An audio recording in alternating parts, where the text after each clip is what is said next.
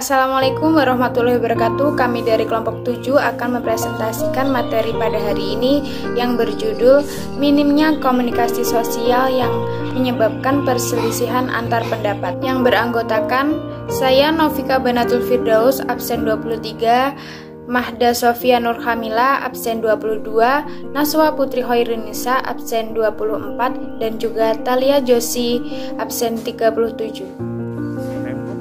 Saat ini di Indonesia masih sering terjadi perselisihan dan percekcokan antar individu, seperti berebut tanah iri dengan usaha tetangga yang mengakibatkan permasalahan dan kesalahpahaman sebagai manusia yang beradab. Tentunya hal tersebut tidak sesuai dengan Pancasila, sila kedua. Jalan yang depan, saya nuntut juga itu, Mbak.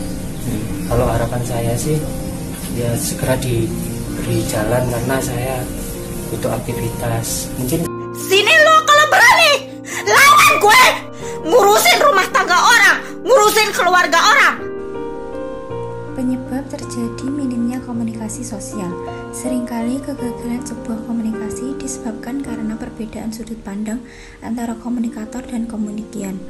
Hal ini sering terjadi karena orang berespon bukan berdasarkan apa yang Anda maksudnya, akan tetapi berdasarkan persepsi mereka terhadap apa yang mereka maksudkan.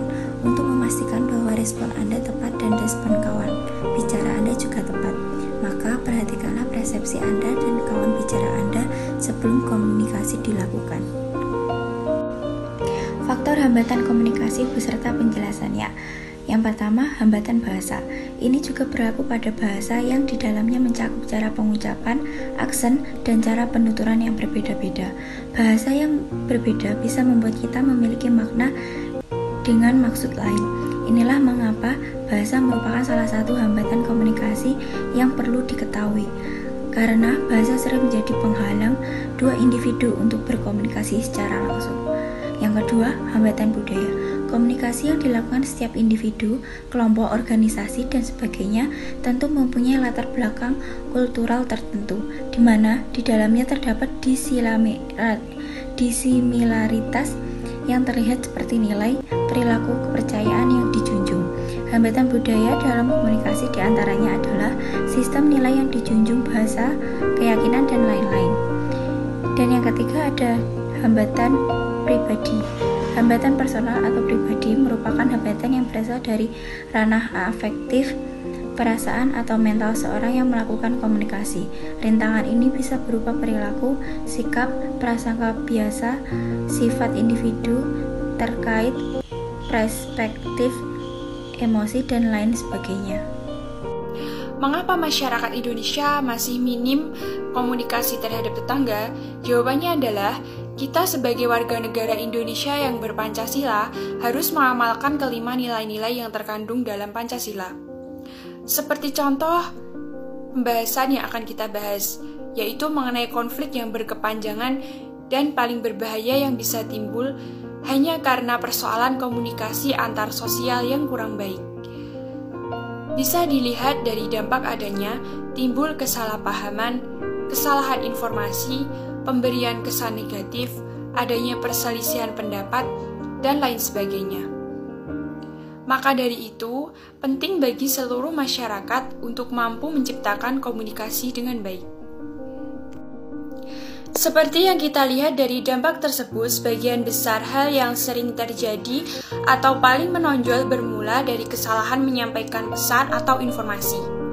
Hal itu dikarenakan ketidakmampuan membuat, mengolah, dan menyampaikan pesan dengan baik oleh kedua pelaku komunikasi. Maka dari itu, perlu pendekatan dan pemahaman lagi dari kedua belah pihak dan saling menjadi pendengar yang baik. Dan tidak ada salahnya juga jika saling membutuhkan media komunikasi yang tujuan utamanya jelas untuk mengolah pesan atau komunikasi dengan baik. Konflik ini berkaitan dengan Pancasila, sila kedua. Pengamalan sila kedua sendiri contohnya yaitu dengan tindakan tidak melakukan praktik perselisihan terhadap sesama manusia lainnya. serta memberikan peluang atau tujuan baik yang sama kepada semua warga negara Indonesia atau masyarakat untuk lebih maju dan berkembang. Saya Novika Banatul Firdaus, absen 23, akan melanjutkan materi yaitu cara bersosialisasi dengan tetangga yang baik. Tetangga yaitu orang yang paling dekat rumahnya dengan kita. Dalam Islam, tetangga memiliki hak-hak tertentu sebagaimana disebutkan dalam beberapa hadis Rasulullah SAW, seperti hak untuk mendapatkan rasa aman dari gangguan dan sebagainya.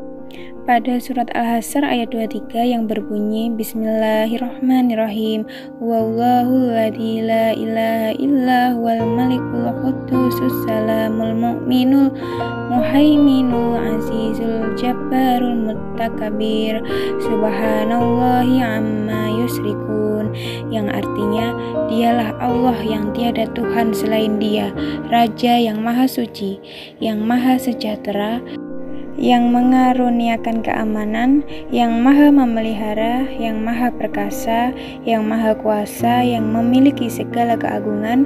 Maha suci Allah dari apa yang mereka persekutukan.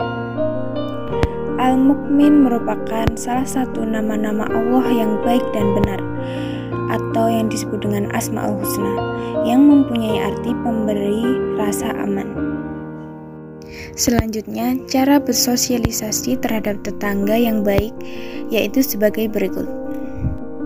Yang pertama, mendahului menyampaikan salam. Orang-orang yang bertetangga dianjurkan saling menyapa ketika bertemu dengan mengucapkan salam. Tentu saja pihak yang mendahului mengucapkan salam secara akhlak lebih baik dan karenanya mendapatkan kebaikan yang lebih banyak. Yang kedua, tidak lama-lama berbicara atau disebut dengan nimbrung.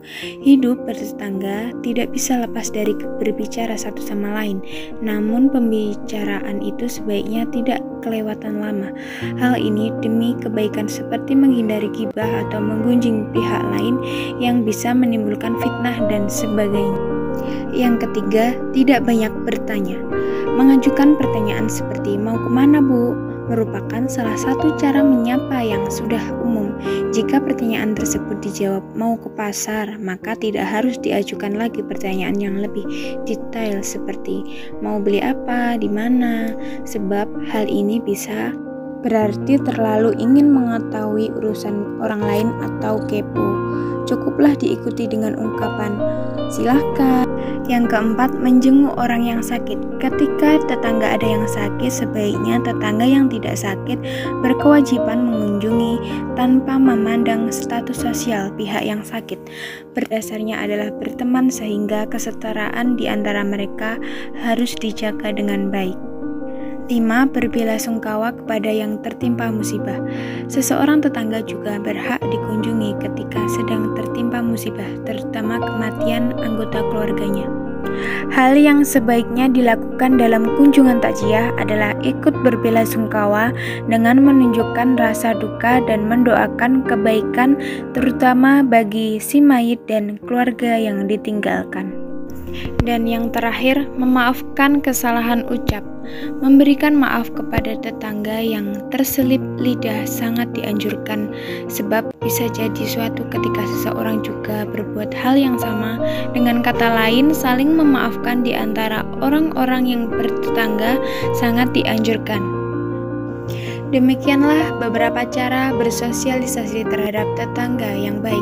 Maka pada intinya semuanya ditekankan bahwa hidup bertetangga harus saling tolong-menolong dan menjaga keharmonisan agar tetap terjalin silaturahmi dan juga menciptakan rasa aman, tentram, dan damai. Jangan lupa 3 komponen dalam hidup yaitu tolong, maaf, dan terima kasih. Dalil-dalil yang menunjukkan interaksi sosial yang baik agar tidak terjadi perselisihan. Yang pertama, hai orang-orang yang beriman, bertakwalah kamu kepada Allah dan katakanlah perkataan yang benar. Kita dianjurkan untuk mengatakan perkataan yang benar dan tidak melukai hati orang lain. Berikutnya Quran surat Luqman ayat 18-19. Dan janganlah kamu memalingkan mukamu dari manusia karena sombong, dan janganlah kamu berjalan di muka bumi dengan angkuh. Sesungguhnya Allah tidak menyukai orang-orang yang sombong dan membanggakan diri. Dan sederhanalah kamu dalam berjalan dan lunakkanlah suaramu. Sesungguhnya seburuk-buruk suara ialah suara keledai. Kita dianjurkan untuk berkata yang baik dan tidak melukai hati orang lain, agar tidak menimbulkan masalah atau kesalahpahaman.